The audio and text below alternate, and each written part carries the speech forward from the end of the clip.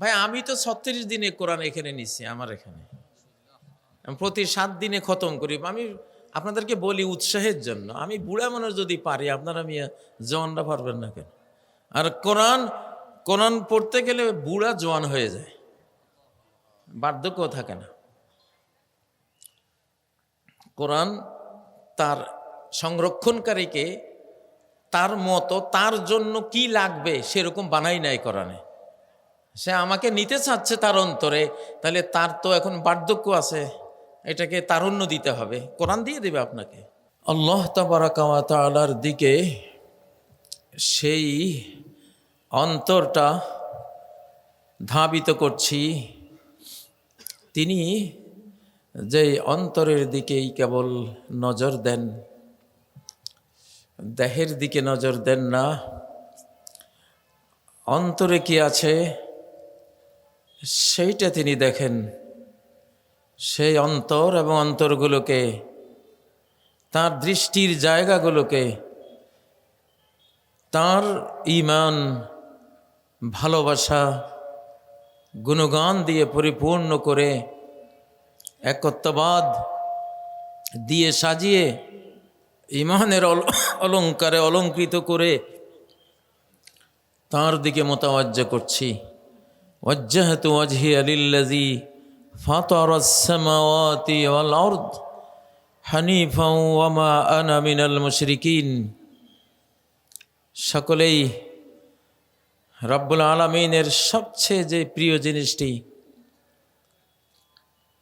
যেই জিনিসের সমান কোনো জিনিসই তার কাছে প্রিয় নয়, অর্থাৎ তার গুণগান, তার হামদ সানা, তার প্রশংসা, তার সেই প্রিয় জিনিস দিয়েই আমরা শুরু করি। ইয়া রব্বি লাকাল হামদ কামা ইয়ানবাগি লিজালালি ওয়াজহিক ওয়া আযীমি সুলতানিক।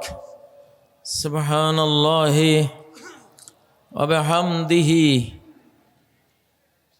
আদাদা খালকিহি ওয়া রিদা নাফসিহি ওয়া জিনাতা আরশিহি ওয়া মিদাদা কালিমাতিহি। সুবহানাল্লাহি ওয়া বিহামদিহি সুবহানাল্লাহিল আযীম। সম্মানিত বেরাদারানে ইসলাম, আমাদের এই যুগটা, বিশেষ করে 2024 পরবর্তী শতাব্দীটা, এটি পৃথিবীকে পবিত্র করার শতাব্দী, পৃথিবীকে পাপ মুক্ত করার শতাব্দী, শিরিক, কুফর, মুনাফিকি মুক্ত করার শতাব্দী। পৃথিবীকে ঈমান দিয়ে, ইসলাম দিয়ে, ইহসান দিয়ে আলোকিত এবং উজ্জ্বল করার শতাব্দী। আলহামদুলিল্লাহ, আমরা সবাই খুশি না? যেমন একটা শতাব্দী আমরা পেয়ে গেছি, আলহামদুলিল্লাহ। এখন যুগটা কোরআনের আয়াত দেখার যুগ। কোরআনের আয়াত দেখার যুগ। তাফসীর এবং ব্যাখ্যার পাশাপাশি এখন আয়াতগুলো দেখা যাবে, কোরআনের কোন আয়াত কিভাবে কোথায় কাজ করছে, সেই দৃশ্য আয়াতকে একেবারে স্বচক্ষে এখন আমরা দেখব। আমি আল্লাহর উপর তাওয়াক্কুল করে দেখি কয়টা আয়াত দেখিয়ে দিতে পারি কিনা আপনাদেরকে। যেহেতু আল্লাহ বলেছেন সানুরিহিম আয়াতিনা, শীঘ্রই আমি তাদেরকে, যারা কোরআন বিশ্বাস করে না, বিশেষ করে তাদেরকে, আর বিশ্বাস যারা করে তারা তো আছেই, তারা দেখবে, আমি সবাইকে আমার আয়াত আমি দেখাবো, শীঘ্রই আমি দেখাবো। শুধু আমি যে বললাম, আমার বলা এক একটি আয়াত, কোরআনের এক একটি ভার্স কিভাবে বাস্তবায়িত হয়, একটা যুগ আসবে বিশ্ববাসী আমার এই কোরআন যে সত্য তারা দৃশ্য দেখে দেখে সেটা ইয়াকিন করবে ইনশাআল্লাহ। সনুরিহিম আয়াতিনা ফিল আফাকি ওয়া ফি আনফুসিহিম হাত্তা ইয়াতাবায়ানা লাহুম আন্নাহুল হক।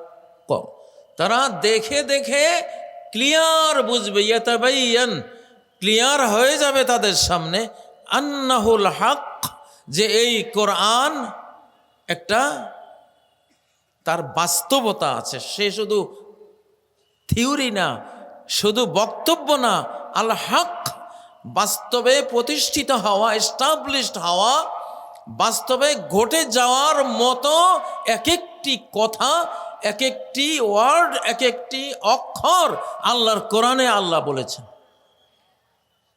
আমরা দেখব ইনশাআল্লাহ। একটা আয়াত দেখাই, যেটা আমি প্রথমে পড়েছি সূরা আল হিজরের 9 নম্বর আয়াত। ইন্না নাহনু নাযালনা যিকরা ওয়া ইন্না লাহু লাহাফিজুন।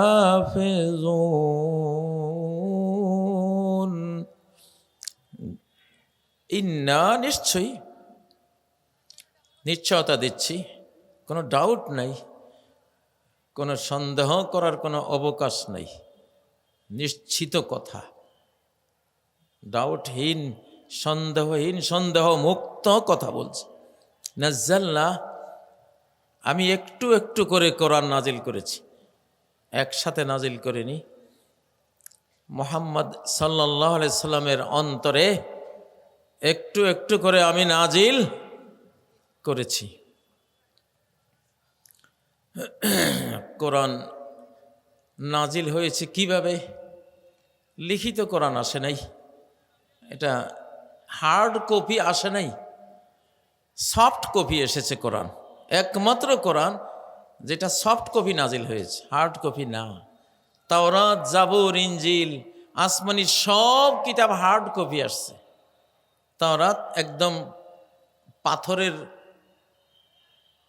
ফলকে লিখিত অবস্থায় নাজিল হয়েছে, যেটা নিতে 1-2টা উট লাগে, অনেক ওজনী।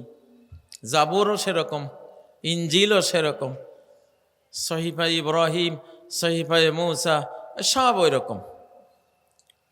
একটা মাত্র আসমানি গ্রন্থ এসেছে সফট কপি, ইলেকট্রনিক কপি, নুরানি কপি, সফট কপি, সেটা হলো এই কোরআন। নবীজি সিনার কপি থেকে, সফট কপি থেকে এটা লিখে নিয়েছেন। এটা হলো এখান থেকে, এটা দ্বিতীয় কপি। ফার্স্ট কপি হলো কোথায়? নাযালাহু আলা কলবিকা বিইজনিল্লাহ, তিনি এটাকে নাজিল করেছেন আলা কলবিকা। কোথায়? অন্তরে। কোথায়? অন্তরে। সূরা বাকারার 98 নম্বর আয়াতে ক্লিয়ার করেছেন। আবার বাল হুয়া আয়াতুম বাইয়িনাত, এটা কতগুলো ক্লিয়ার ভার্সেস, সুস্পষ্ট আয়াত। কোথায়? কোন লিখিত ফলকে, পাথরে না। ফি সুদুরিল্লাযিনা উতুল ইলম, তাদের সিনায় যাদেরকে জ্ঞান দেয়া হয়েছে, এটা সিনায় নাজিল হয়। এই জন্য কোরআন কি শুধু এই লিখে কপি করে রাখার কিতাব, না সিনায় সংরক্ষণ করার কিতাব? কোথায়? কোথায় সংরক্ষণ করবেন কোরআনকে? কোথায়? এইখানে। কারা কারা রাজি আছেন? যে যা পারেন এখানে সংরক্ষণ করবেন ইনশাআল্লাহ। আমার এখানে সবাই ভাই, আমি তো 36 দিনে কোরআন এখানে নিচ্ছি। আমার এখানে আমি প্রতি 7 দিনে খতম করি। আমি আপনাদেরকে বলি উৎসাহের জন্য। আমি বুড়া মানুষ যদি পারি, আপনারা মিয়া জওয়ানরা পারবেন না কেন? আর কোরআন কোরআন পড়তে গেলে বুড়া জওয়ান হয়ে যায়, বার্ধক্য থাকে না। কোরআন তার সংরক্ষণকারীকে তার মতো তার জন্য কি লাগবে সেরকম বানাই নাই কোরআনে। সে আমাকে নিতে চাচ্ছে তার অন্তরে, তাহলে তার তো এখন বার্ধক্য আছে, এটাকে তারুণ্য দিতে হবে, কোরআন দিয়ে দেবে আপনাকে। আপনার স্মৃতি দুর্বল, কোরআন বুঝবে যে সে তো নিতে পারছে না, তার স্মৃতি দুর্বল, তাহলে স্মৃতি বাড়াইতে হবে। আপনি গবেট, কোরআন আপনাকে স্মার্ট ইন্টেলেকচুয়াল বুদ্ধিজীবী বানাই দিবে, ধীশক্তি সম্পন্ন বানাই দিবে। আপনি কেমন হইতে হবে কোরআন নিতে গেলে, তেমন আপনারা বানাবে এই কোরআনে। আচ্ছা, আল্লাহ যে বলছেন আমি এই কোরআনকে একটু একটু করে নাজিল করেছি, আর কি ওয়া ইন্না লাহু লাহাফিজুন, আমি তার হেফাজতকারী, আমি হেফাজত করব, আমি হেফাজত করব। আমার গোলামেরা আছে, আমার বন্ধুরা আছে, এমন মায়া দিয়ে দেব কোরআনের প্রতি, ও পাগল ফাড়া হয়ে আমার কোরআনটা বুকে নেবে, সিনাই নেবে। সুবহানাল্লাহ। আজকে বাংলাদেশে 25 লক্ষ হাফেজ, আরো কোটি হাফেজ পাইপ লাইনে আছে। তাহলে আয়াতটি দেখা যায়, আল্লাহ যে বলছেন যে আমি রক্ষা করব, এটা যে রক্ষিত হয়েছে সিনা, সে যেখানে আসছে, কোরআন আসছে যেহেতু সিনার মধ্যে, আরে ভাই লিখিত অবস্থায় তো আছেই, তার চেয়ে বড় হলো সে যেখানে আসছে ওখানেই আল্লাহ হেফাজত করবেন। হেফাজতটা করেছেন কিনা দেখা যায় তো। কদিন পরে রমজান আসলে সারা বাংলাদেশে হাফেজের বন্যা বয়ে যাবে, দেখবেন প্রত্যেক মসজিদে হাফেজ, ঠিক না? শুধু যে আমি আমার কোরআনের অক্ষর আয়াতগুলি হেফাজত করব এটা তো না, কোরআনের সমাজটাও তৈরি করে আমি দেখাবো যে দেখ আমার কোরআন কিভাবে থিওরিক্যাল ভাবে সিনায় আছে, বাস্তব রূপে সমাজে, রাষ্ট্রে, বাংলাদেশে, পৃথিবীতে আছে, দেখামো তোমা করে ইনশাআল্লাহ। ইনশাআল্লাহ সানুরিহিম, আল্লাহ বলছেন যে আমি দেখাবো। ডাকসু এখন হলো কোরআনের মাদ্রাসা। ঢাকা বিশ্ববিদ্যালয়, চট্টগ্রাম বিশ্ববিদ্যালয়, জাহাঙ্গীরনগর বিশ্ববিদ্যালয়, এগুলি সব হলো, আপনি দেখবেন যে আল্লাহ যে বলছেন আমি দেখাবো আমার আয়াতগুলি কিভাবে বাস্তবে তোমার স্কুলে ঢুকে, কলেজে ঢুকে, ইউনিভার্সিটিতে ঢুকে, তোমার অফিসে ঢুকে কিভাবে এটা সর্বত্র এটা যায় আমি দেখাবো। আপনারা দেখছেন তো ঢাকা বিশ্ববিদ্যালয় এখন তো বিশাল বড় একটা জামিউল উলুম, দারুল উলুম মাদ্রাসা। হ্যাঁ ও ভাইয়েরা, ইন্না নাহনু নাযালনা যিকরা, জিকির মানে লিখিত না, জিকির মানে এটা মানুষের মুখে, অন্তরে, ব্রেনে এটা উচ্চারিত হচ্ছে, সে জিকির করছে, জপছে, এটা জপমালা হয়ে জপ তপের বস্তু হয়ে সিনায়, মুখে, ব্রেইনে, অন্তরে এটা থেকে যাবে। সুবহানাল্লাহ। তো আসলেই তো ব্রিটিশরা যখন গোটা ভারতবর্ষ থেকে কোরআন সব তারা বাজেয়াপ্ত করে পুড়িয়ে দেবে সিদ্ধান্ত নিতে যাচ্ছিল, তখন তাদের এক বর্ষিয়ান পার্লামেন্টারিয়ান বলল, তোমরা সব বোকা, কোরআনের মূল কপি তো এটা না, মূল কপি হলো হাফেজ সাহেব। মূল কপি কোনটা? ইলেকট্রনিক কপি, সফট কপি কোনটা? প্রত্যেক হাফেজ আল কোরআনের একটা সফট কপি, এক কপি কোরআন। সে প্রত্যেক হাফেজ এক কপি কোরআন। আল্লাহ রাসূল এক কপি কোরআন ছিলেন। সূরা তালাকের 10-11 নম্বর আয়াতে ডাইরেক্ট রাসূলকে কোরআন বলেছেন আল্লাহ। সেটা হলো কি, قد أنزل الله إليكم ذكرا رسولا, আল্লাহ তোমাদের প্রতি নাজিল করেছেন জিকির, কোরআন। জিকির মানে রাসূল, রাসূল নাজিল, জিকির নাজিল করেছেন। জিকিরটা হলেন রাসূল নিজে, কোরআনটা হলো রাসূল নিজে। সফট কপি তার সিনার মধ্যে আছে, আবার এটা বাস্তবায়িত হয়ে তার অঙ্গ প্রত্যঙ্গে তিনি কোরআনকে ধারণ করেছেন, তার চরিত্রে রূপান্তরিত করেছেন কোরআনকে। আমাদের বাংলাদেশে এখন সেই সময়টা আসছে কিনা, আমরা এক কপি কোরআন হব ইনশাআল্লাহ, এক কপি কোরআন হব এবং এক কপি কোরআনের বাস্তব রূপ হব। আমার কর্ম দেখলেই মানুষ যাতে বুঝে এক কপি কোরআন যাইতেছে। একটু একটু করে কারা চেষ্টা করবেন এক কপি কোরআন হওয়ার জন্য? এক কপি কোরআনের বাস্তব চরিত হওয়ার জন্য।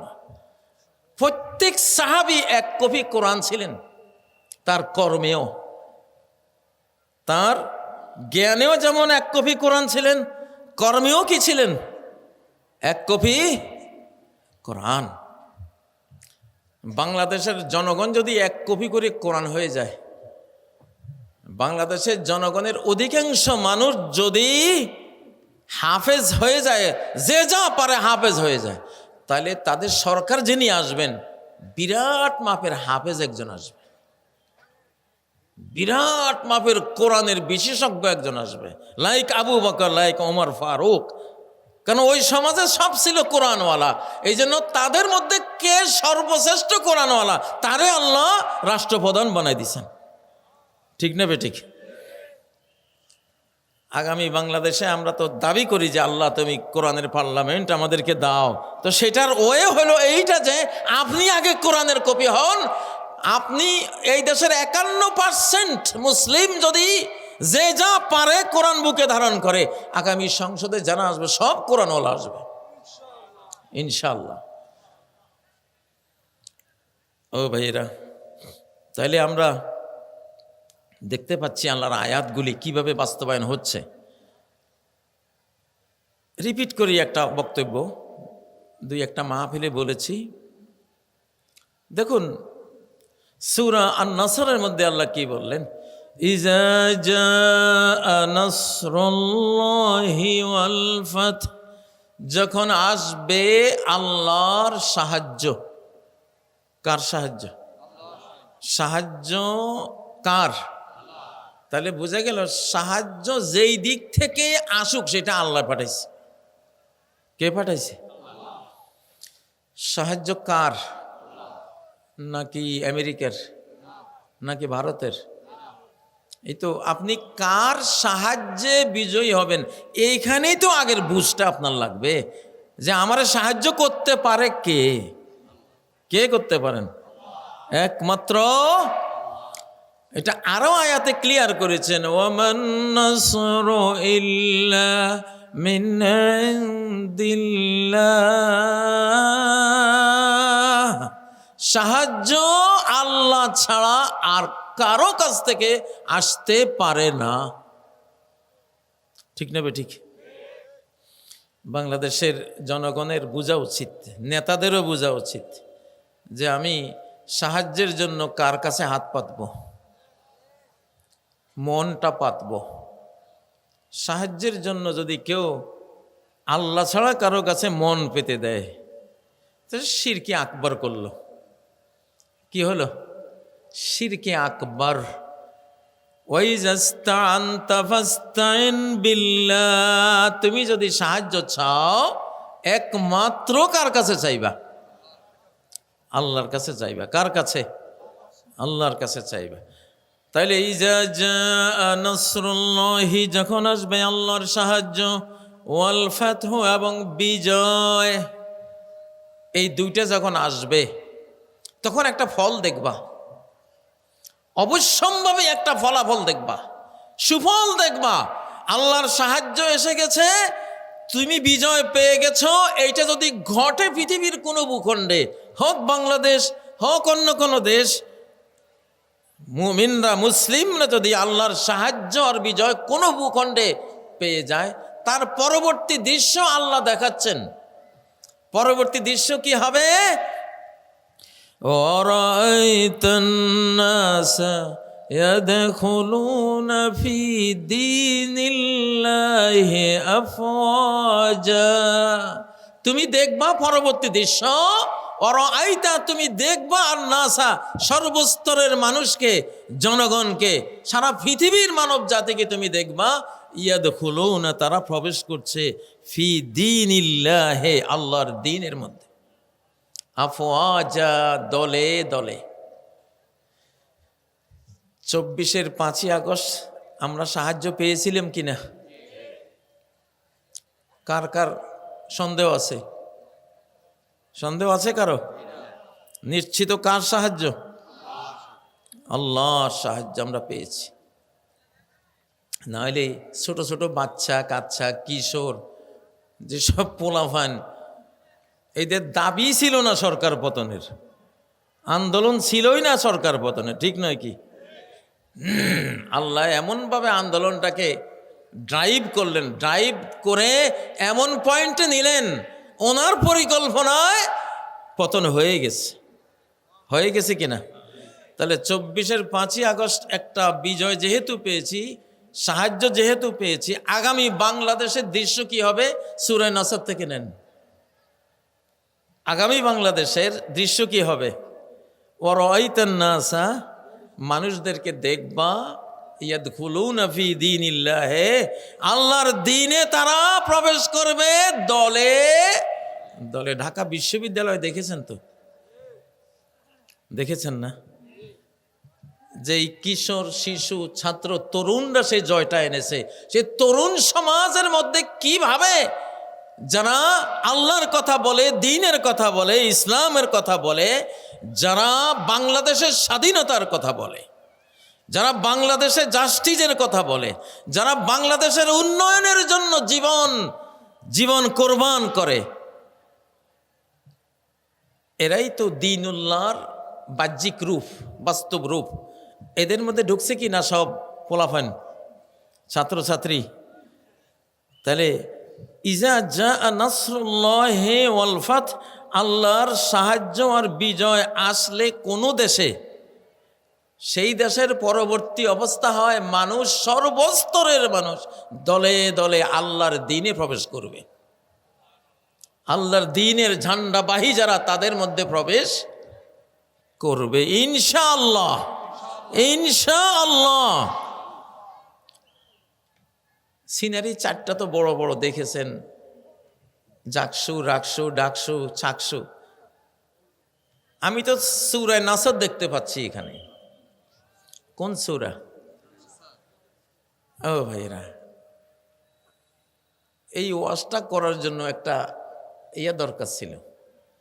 জাকসু ডাকসু নির্বাচনে কিভাবে বলা হয় ভোট দিতেছে, সিনারিওটা দেখাইতাম যদি, তাহলে আরো আপনারা আরো ভালো করে মনের মধ্যে গাঁথতো, ঠিক না? যাক, এটা তো দেখছেন আপনারা। ওয়ারাআইতান নাস, তাহলে আল্লাহর সাহায্য আর বিজয়ের পরবর্তী দৃশ্য হবে সর্বস্তরের জনগণ ঢুকবে। হাদির জানাজায় দেখেছেন কিনা? দেখেছেন কিনা? কারা কারা দেখেছেন? একটা সাধারণ মৌলবী মুন্সি পরিবারের একটা ফোলা। আল্লাহু আকবার। বাংলার ইতিহাসের কোন রাজপুত্র এই সম্বর্ধনা, এই আন্তরিক, এই বোধ, এই মানবতা বোধ, এই সম্মাননা, এই ডিগ্রি, আল্লাহু আকবার, স্মরণকালে কেউ পাইছে বলে মনে হয় না, দেখি নাই আমরা, ঠিক না? তাহলে হাদির জানাজায় দেখছেন সর্বস্তরের মানুষ, ওখানে চেতনা ছিল। হাদি হাফেজে কোরআন, হাদি একজন ইমানদার, হাদি মুসলিম মানচিত্রের স্বাধীনতার জন্য জীবন দিয়েছে, ঠিক নয় কি? মুসলিম মানচিত্রে সে হার না মানা, স্বাধীনতার জন্য উজ্জীবিত জান কোরবান করা এক লড়াকু যোদ্ধা সে ছিল আমাদের। মানুষ ওইটাকে স্বাগত জানিয়েছে, দ্বীনুল্লাহকে সেখানে স্বাগত জানিয়েছে। দ্বীনুল্লাহর প্রথম কথাই হলো স্বাধীনতা। মানুষ মানুষের গোলামি করবে না, এটা তার আত্মসম্মানের পরিপন্থী, ঠিক নয় কি? স্বাধীনতার প্রথম পয়েন্ট, প্রথম রোকন, প্রথম পিলারে হলো মানব মর্যাদা।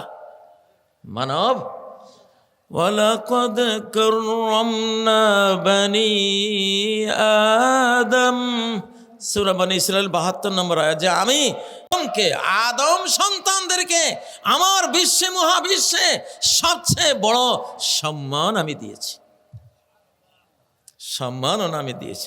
তাকে তুমি দাসী বানাতে পারো না। বলবীর বলো উন্নতম মশির। আমরা উসমান হাদির মধ্যে এই দৃশ্য আমরা দেখেছি। তাহলে আমরা উসমান হাদির জানাজাতেও ইজা জা নাসরুল্লাহর পরবর্তী আয়াতটা দেখলাম। আচ্ছা, আলহামদুলিল্লাহ, আরো দেখার দৃশ্য সামনে আসবে, সামনে আসবে। এখন যেহেতু এখানে সাহায্য এসে গেছে, বিজয় এসে গেছে, আপনারা তো দেখেছেন শিশু, কিশোর, তরুণীরা কিভাবে, ফেরেশতা তো সবাই দেখে নেই, ফেরেশতারা, আকাশের ফেরেশতারা যে কিভাবে নামছে বাংলাদেশে, এটা তো দৃশ্যটা তো দেখা হয়েছে, যারা দর্শক আছে তারা দেখেছে। তারা তো ফেরেশতা যেখানে নামে সেখানে অসত্যের জন্য করুণ পরিণতি অপেক্ষায় থাকে। ফেরেশতা নামে গেলে আর উপায় নেই, যতদিন না নামছে ততদিন বাঁচার উপায় আছে। বাতিলের, মিথ্যার, কুফুরির, মুনাফিকির বাঁচার উপায় থাকে। ওনারা নেমে গেলে আর কোনো উপায় নাই। আমি এ কথাগুলি চোখে দেখেই বলতেছি। কেন বলতেছি? বাংলাদেশের বিরুদ্ধে অনেক হুমকি দামকি আসতেছে। তো আমি একটা থ্রেড দিলাম এটা, যে এখানে অ্যাঞ্জেল ফোর্স, আকাশ বাহিনী অলরেডি নেমে গেছে, একেবারে রব্বুল আলামিনের খাস বাহিনী। আরে ভাই, আপনি দেখেন না, ফেরেশতারা যেখানে নামে সব রূহগুলিকে, আত্মাগুলি, মনগুলি ধরে টান দেয় তারা আল্লাহর হুকুমে। হাদির জানা যায় এই কিয়ামত কিভাবে হয়। এখানে গোপন বাহিনী আছে না, আল্লাহর বাহিনী আছে না, কত কত হাজার হাজার যে আল্লাহর নুরানি ফেরেশতা ওখানে ছিল, যারা দেখার তারা দেখেছে ওখানে। তো সেই 15 ফিট 16 ফিট লম্বা সে পুরা সাদা জুব্বা ড্রেস পরা নুরানি ফেরেশতারা কিভাবে ছিল সেটা তো ছিল।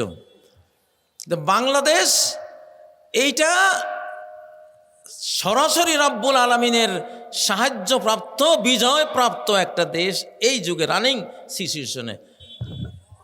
মনে করবেন না যে আমরা খুব দুর্বল, ভুল করবেন না কেউ। আশপাশের বন্ধুদেরকে বলতেছি, ভুল করে যদি এখানে পা দেন, তারপরে বুঝবেন যে কত ধানে কত চাল, ইনশাআল্লাহ। ঠিক না বে ঠিক? ভুল করেন না।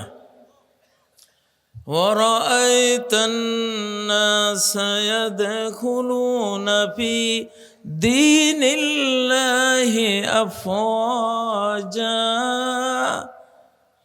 এখন সামনে যদি নির্বাচন হয়, ইনশাআল্লাহ তৃতীয় সিনারিও আপনারা দেখবেন, যে পরবর্তী ইজা জা নাসরুল্লাহ ওয়াল ফাতহের পরবর্তী সিনারিও অপেক্ষায় আছে ইনশাআল্লাহ।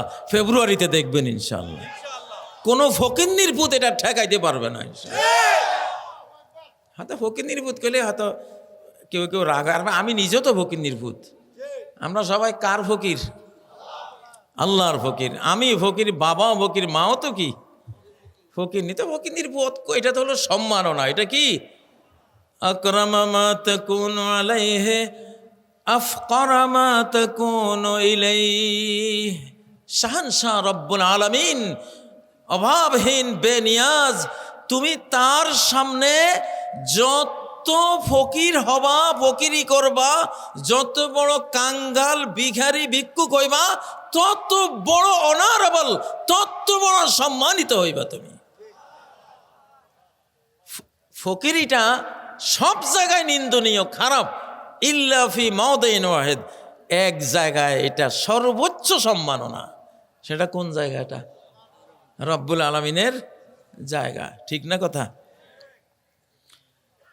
হ্যাঁ, আমাদের নবীজিকে আল্লাহর পক্ষ থেকে ফেরেশতার মাধ্যমে প্রস্তাব পাঠানো হয়েছিল, ইয়া মুহাম্মদ আমালিকান রাসূলান আন আবদান রাসূলা, আপনি কি বাদশা রাসূল হবেন না আপনি একজন আল্লাহর দাস রাসূল হবেন? জিবরাইল বসা, জিবরাইল আমিন আলাইহিস সালাম বসা, নবীজি জিবরাইলের দিকে তাকাইলেন যে আল্লাহর খাস ফেরেশতা আসছে, আমি কি বাদশা রাসূল হব? তাহলে সেই সুলাইমানি শান শওকত, সেই রকম একবারে আকাশে উড়া সিংহাসন সব কিছু ব্যবস্থা হয়ে যাবে। আপনি কি বাদশা রাসূল হবেন? কিং মেসেঞ্জার সেরকম হবেন, নাকি আপনি আল্লাহর একজন দাস রাসূল হবেন? তো জিবরাইলের দিকে তাকাবার পরে জিবরাইল আলাইহিস সালাম নবীজিকে ইশারা দিলেন, আপনি ছোট হয়ে যান আল্লাহর সামনে, আপনি আল্লাহর সামনে একেবারে নিজেরে দাস বানাই দেন, দাস বানাই দেন, এটাই রাজত্ব। আল্লাহু আকবার। তখন নবীজি বললেন, ওই ফেরেশতারে যিনি আসছেন আকাশ থেকে এখন মাত্র, ওনারাই বললেন, বাল আবদান রাসূলা, আমি আল্লাহর দাস রাসূল হব। আল্লাহু আকবার। ওই যে উনি নিজেকে বিনয়ী করে, ছোট করে, আল্লাহর কিবরিয়া, তার জালালের সামনে, তার কুদরতের সামনে নিজেকে বিলীন করে দিলেন, আল্লাহ ওনার দোজাহানের বাদশা বানাই দিলেন। তো এইটা বলা আবদান রাসূলা। ওই দিন থেকে নবীজি কানা ইয়াকুনু আলাল আরদি ওয়া ইয়াজলিসু আলাল আরদি ওয়া ইয়াসজুদু আলাল আরদ। সেই দিন থেকে, ওই ঘটনার দিন থেকে নবীজি মাটিতে বসে খেতেন, মাটিতে সেজদা দিতেন এবং কি করতেন? মাটির উপরে বসতেন সরাসরি। মাটির মানুষ মাটির উপরে বসতেন। ও ভাইয়েরা, তো এখন যেটা ইনশাআল্লাহ বাংলাদেশে এটা ন্যারেটিভ তৈরি করব, ন্যারেটিভ বয়ান তৈরি করব, কি দিয়া? কোরআন দিয়া। কি দিয়া? কোরআন দিয়া। আমাদের বাংলাদেশে আমাদের মানচিত্রের বাইরের কোনো আধিপত্য মানার কোনো সুযোগ আর নাই। এই মানচিত্রের বাইরের কোনো আধিপত্য মানার কোনো সুযোগ নাই। জ্বালিয়ে পুড়িয়ে ছাই ভস্ম করে দেওয়া হয়েছে, এটার অস্তিত্বই আর নাই। অতএব এই মানচিত্রকে যিনি ভালোবাসবেন, তিনি এই মানচিত্রের আল্লাহর বান্দা বান্দিরা কি চায়, বাস আমরা কি চাই, এটা নিয়েই তিনি চিন্তাটা করতে হবে। রাজি আছেন? কারা কারা রাজি আছেন? আমরা স্বাধীন, আমরা সম্মান চাই, মর্যাদা চাই, আমরা কারো দাসী হতে চাই না। আমাদের সাথে বাইরের কোনো কারো স্বামী স্ত্রীর কোনো সম্পর্ক আমরা দেখতে চাই না, ঠিক নয় কি? وَرَأَيْتَ النَّاسَ يَدْخُلُونَ فِي دِينِ اللَّهِ أَفْوَاجًا। এই যে বাংলাদেশে যে সাহায্যটা আর বিজয়টা আসলো, আপনারা এতক্ষণ যেটা আমার থেকে শুনলেন, এইটুকুর ফলাফল, সামারি সারাংশ কি? যে বাংলাদেশে আগামী সিনারিওগুলো সূরা নাসরের প্রথম আয়াত, এইটার পরবর্তী দ্বিতীয় আয়াতের সিনারিটা খালি দলে দলে দলে মানুষ ইসলামে আসবে। কেমন?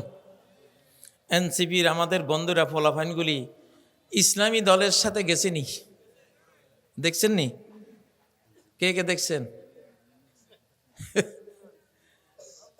আরে একটু হাত নামাইতে কষ্ট লাগে মিয়াতে।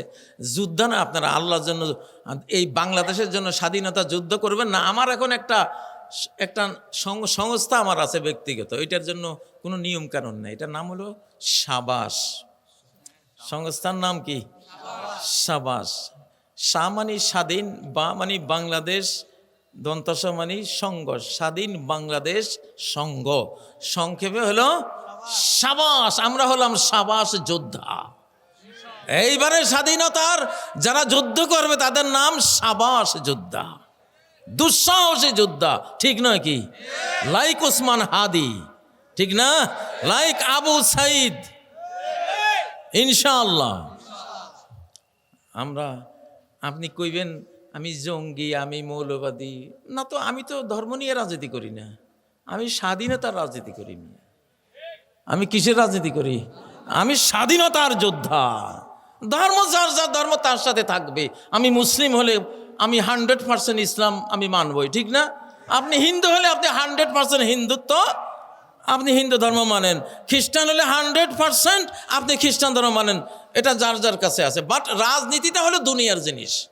এটা আমার স্বাধীনতা চাই। আমি কি চাই? আমার স্বাধীনতা চাই। সাহাবীরা কোনো এলাকায় গেলে 3টা কথা যে বলতেন, 3 কথার প্রথম কথাই ছিল স্বাধীনতা। তোমরা কেন আসছো এই দেশে? যুদ্ধ করতে কেন আসলে? বলে জিনা লিনুখরিজাল ইবাদ ইলা মিন ইবাদাতিল ইবাদ ইলা ইবাদাতি রাব্বিল ইবাদ। আমাদের ফার্স্ট মিশন, সর্বোচ্চ সর্বশ্রেষ্ঠ মিশন হলো আমরা তোমাদের এলাকায় এসেছি, মানুষের গোলামি করতেছে এই রাষ্ট্রে। তোমরা একে অপরকে দাসী বানাই রাখছো, আমরা এদেরকে উদ্ধার করতে আসি। এরা শুধু এক আল্লাহর গোলাম, আর কারো গোলামি তারা করতে পারে না, হবে না। এটা মানব মর্যাদার পরিপন্থী। তাহলে প্রথম কথাটাই কিসের? স্বাধীনতার। কিসের? স্বাধীনতার। বাংলাদেশে এই পয়েন্টে আমি আরো কিছু কথা বিভিন্ন মাহফিলে বলবো, এখানে বেশি বলবো না, কারণ সময় অল্প নিছি। তো অরাইতান নাস, আপনারা কেউ মনে করবেন না যে 2024-এর 5ই আগস্ট শুধু বাংলাদেশের একটা সরকার পরিবর্তন হয়েছে, গোটা বিশ্ব পরিবর্তন হয়েছে। গোটা বিশ্ব পরিবর্তন হয়েছে।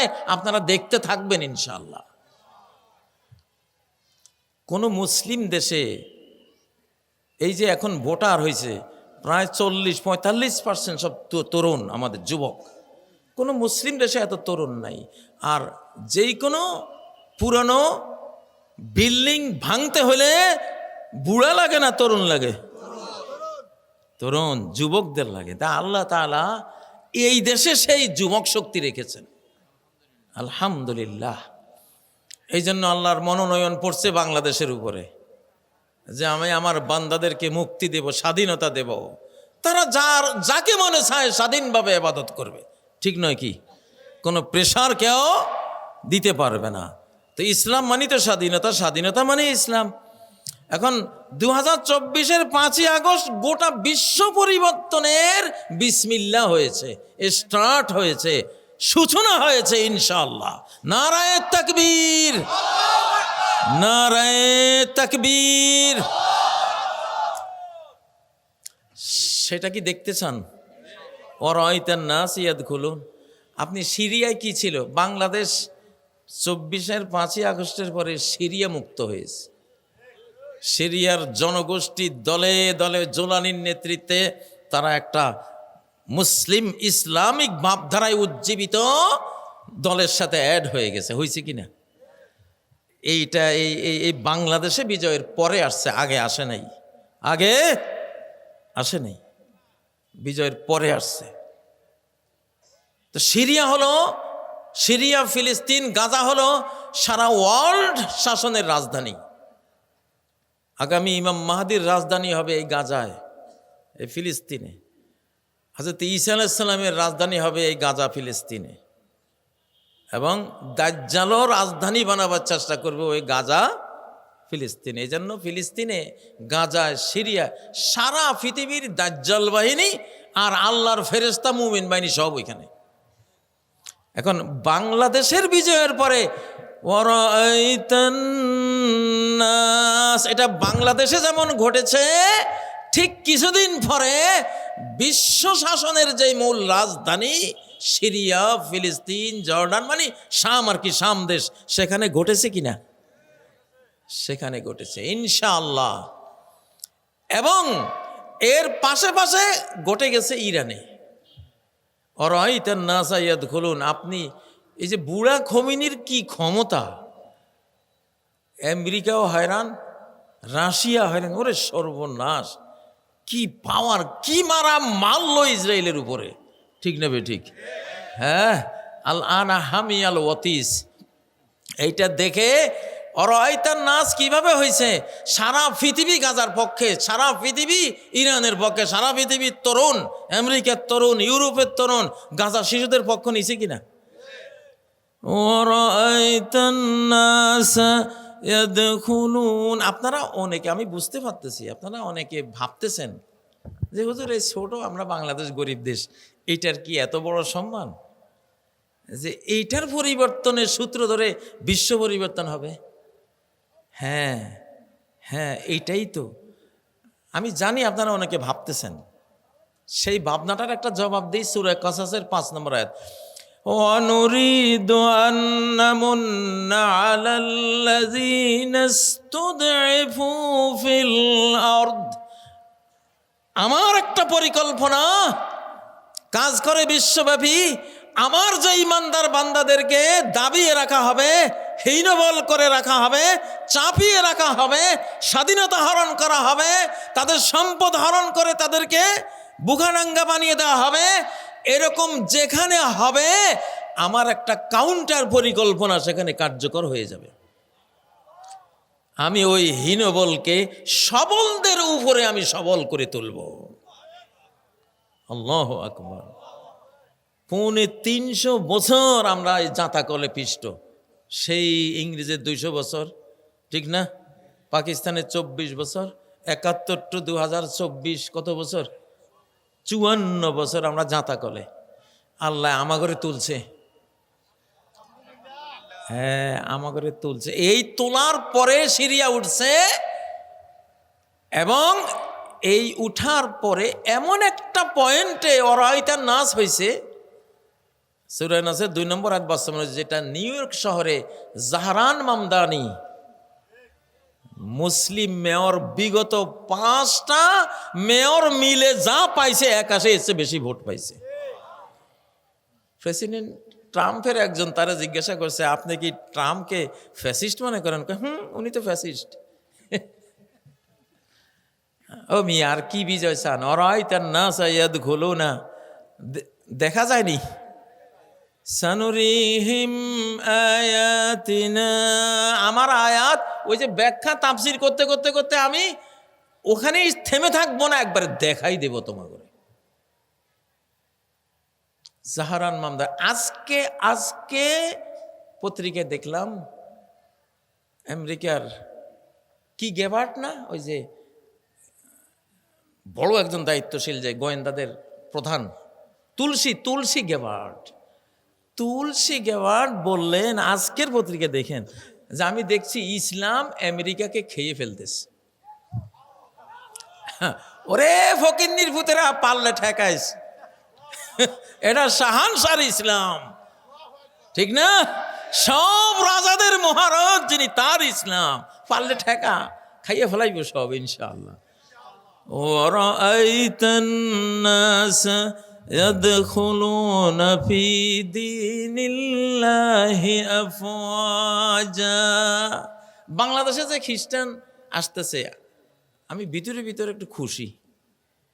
কারণ কি, খ্রিস্টানরা আগামী দিনের মুসলমান ইনশাআল্লাহ।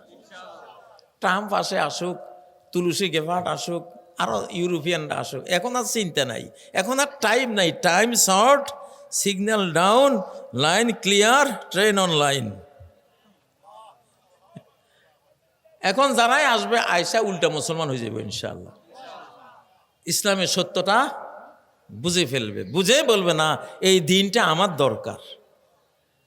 তুলসী গেবার্টের মতো মানুষ যেখানে আজকে বলে ফেলেছেন যে আমি দেখছি আমেরিকা, গোটা আমেরিকা, শুধু কেবল নিউ ইয়র্ক শহর না, গোটা আমেরিকাকে ইসলাম খেয়ে ফেলছে। আমি এটা তখনই অবজার্ভ করে আমি বুঝেছি যে এই যে গাজার শিশুদের পক্ষে মুসলিম সমাজের চেয়েও খ্রিস্টান সমাজের তরুণরা ফ্রি ফ্রি ফিলিস্তিন স্লোগান দিচ্ছে, ঠিক না? আমাদের চেয়েও অনেক বেশি। তখন আল্লাহ আমার ভিতরে একটা বুঝ দিলেন যে এই প্রত্যেকটা ছেলে তরুণ তরুণী এরা ইনশাল্লাহ ইসলামের তৌফিক পাবে ইনশাল্লাহ। وَرَأَيْتَ النَّاسَ يَدْخُلُونَ فِي دِينِ اللَّهِ أَفْوَاجًا।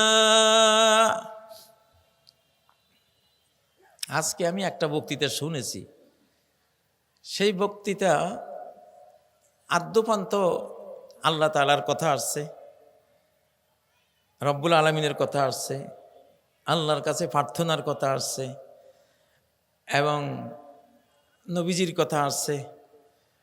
আমি মনে মনে ভাবতেছি হ্যাঁ ধরছে ইনশাআল্লাহ।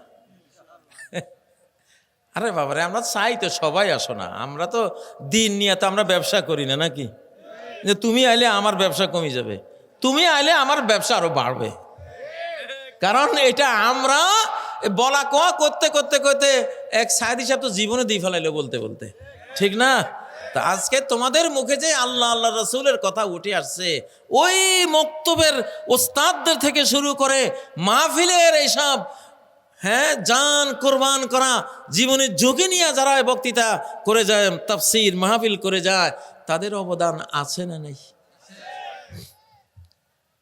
আল্লাহ করুক, দোয়া করেন আমরা ঐক্যবদ্ধ বাংলাদেশ চাই, ঐক্যবদ্ধ। এনসিপির পোলাপান যখন আসছে ইসলামী দলের কাছে, এটা গোটা জাতি ধরে টান দেবে ইনশাল্লাহ। এই ছেলেগুলি আউলিয়া, এগুলি দাড়ি কাটা অলিয়া উলিয়া, এগুলি আল্লাহর কিছু অলিয়া উলিয়া থাকে দাড়ি কাটা। ডক্টর ইকবালের ওই যুগের আলমরা এটা দাড়ি কাটা আল্লাহর অলি। দাড়ি হয়তো রাখতে পারে নাই, যা হোক রাখলে ভালো হইতো, কিন্তু সে দাড়ি কাটারাই যেহেতু গোটা বিশ্ব চালাচ্ছে, ওদের লগে একটু ম্যাচিং করার জন্য সে দাড়িটা কাটছে। দাড়ি দেখলে ওরা ওই যুগে আপনারা জানেন না, ওই সময় দাড়ি মানে রিজেক্ট। দাড়িওয়ালার কাছে মহিলারা বিয়ে বসতে চাইতো না, এক যুগ এরকম গেছে না, না গেছে? আলহামদুলিল্লাহ, তা আমি যাদের কথা বলছি ওরা এখন দাড়ি রাখা শুরু করেছে আলহামদুলিল্লাহ। এক সময় দাড়ি কাটা ফ্যাশন ছিল, এখন দাড়ি রাখা ফ্যাশন, দাড়ি রাখা ফ্যাশন। ওরাইতান নাস, সর্বক্ষেত্রে দেখবেন, দাড়ির ক্ষেত্রেও দেখবেন ইনশাআল্লাহ। ওরাইতান নাস ইয়াদখুলুন, বোরকার ক্ষেত্রে দেখবেন ইনশাআল্লাহ। 5ই আগস্টের 15 দিন আগে আমার ছোট ভাই ইউসুফ, তার এক ব্রিগেডিয়ার, তাদের লোক আর কি ডেকে বলছে যে তুমি আর তোমার ভাই কাজী জানে বাংলাদেশ শব্দের নামটাও না নেয়, মেরে ফেলবো। আর সে বিদেশ যাবে, বাংলাদেশে কোনোদিন আসবে না, আসলে বিমানবন্দর থেকে গুম করে ফেলবো। আর এই আন্দোলন দমনের পরে একটা বোরকা বাংলাদেশের কোনো পথে ঘাটে আমরা রাখবো না, এই কথা বলছিল। আল্লাহ কয় রাখ, তুই তুই তুই থাকবি না, আমার বোরকা টিকে থাকবে। এখন সব বিশ্ববিদ্যালয় বোরকাওয়ালিগো জয়, ঠিক না ঠিক? বোরকা এখন সারা বাংলাদেশ নয়, সারা বিশ্ব ছেয়ে যাবে ইনশাআল্লাহ। ওরাইতান নাস বোরকার ক্ষেত্রে ঘটবে, ওরাইতান নাস ভোটের ক্ষেত্রে ঘটবে, ওরাইতান নাস একেবারে হারামের ক্ষেত্রে হালালের ক্ষেত্রে ঢুকবে, মানুষ হারাম বর্জন শুরু করে দেবে ইনশাআল্লাহ, ঠিক নয় কি? ইসলামিক কৃষ্টি কালচার, স্পিরিচুয়াল আধ্যাত্মিকতা, এটা আধ্যাত্মিকতায় ঢুকবে ইনশাআল্লাহ। মানুষ মনোগতভাবে আল্লাহর দিন, আল্লাহর কোরআনের প্রতি এমন আসক্ত হবে ইনশাআল্লাহ, এটা অলৌকিক মিরাকল ঘটনা ঘটবে। আমার কিছু ইংলিশ মিডিয়াম স্কুল আছে, ওখানে peace international school, Averroes international school বা মার্সিফুল ইন্টারন্যাশনাল স্কুল, মাদ্রাসা, এগুলিতে যখন প্যারেন্টসরা, মা বাবারা আসে বাচ্চা নিয়ে, একটাই কথা, আমার এই ছেলেটারে আমি হাফেজ বানাবো। কি বানাবো? হাফেজ বানাবো। তো ওরাইতান নাস, এটা হিফজুল কোরআনের ক্ষেত্রে ঢুকবে কিনা? ইনশাআল্লাহ। ও ভাইয়েরা, বেজ্জে আজিজিন ওয়া যুল্লে জালিল, কোরআন আল্লাহর দিন প্রত্যেকের ঘরে ঘরে ঢুকবে, যে দিনকে স্বাগত জানাবে, তাকে সম্মানিত করে দিন তার ঘরে ঢুকবে, আল্লাহর কালেমা বাণী তার ঘরে ঢুকবে। আর যে কোরআনকে দিনকে ডিনাই করবে, তার দরজা ভেঙ্গে তাকে পরাজিত করে দিন তার ঘরে ঢুকবে ইনশাআল্লাহ। দিন হাসিনার ঘরে ঢুকছে কিনা, কিন্তু দুয়ার ভাঙ্গা ঢুকছে আর কি। দুয়ার ভাঙ্গা ঢুকি কয় ভাগো, 45 মিনিট টাইম। এটা ভাই ইসলামে করেছে এই কাম। এই যে 45 মিনিটের টাইম লাইন, এটা কে দিছে? এটা আল্লাহ দিছে, আল্লাহ দিনে দিছে, কোরআনে দিছে, যে তোমার আর সময় নাই, তোমার আর সময় নেই। তো ইনশাআল্লাহ তুলসী গেবার যে বললেন যে আমেরিকাকে ইসলামে খেয়ে ফেলছে, এটা কি 24 5ই আগস্টের আগে কোনোদিন শুনেছেন? ইনশাআল্লাহ শুনেন নাই। বাংলাদেশের এই ঘটনার পরে তো শুনতেছেন ইনশাআল্লাহ। আগে আগে দেখিয়ে হোতা হ্যায় ক্যা, সামনে সামনে দেখতে থাকেন কি হয় ইনশাআল্লাহ। তো আমি আর লম্বা করব না, 1-2টা আয়াত আপনাদেরকে দেখাবার চেষ্টা করছি, যেহেতু দেখানোর যুগ এইটা। এই চ্যাপ্টারে এই ফিল্ডে, দেখাবার ফিল্ডেও কারো না কারো কাজ করতে হবে ইনশাআল্লাহ।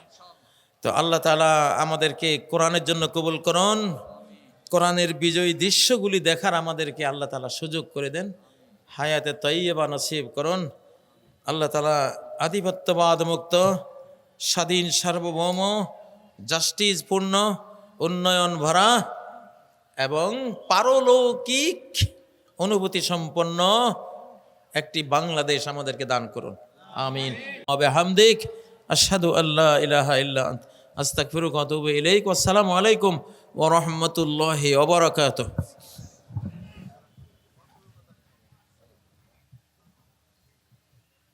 আলহামদুলিল্লাহ, এতক্ষণ আপনাদের সম্মুখে তাফসীর পেশ করলে আন্তর্জাতিক খ্যাতি সম্পন্ন মুফাসসিরে কুরআন হযরত মাওলানা হাফেজ কাজী ইব্রাহিম সাহেব। সম্মানিত তৌহিদি জনতা, এই পর্যায়ে আপনাদের সম্মুখে মহাগ্রন্থ আল কোরআন থেকে তাফসীর পেশ করবেন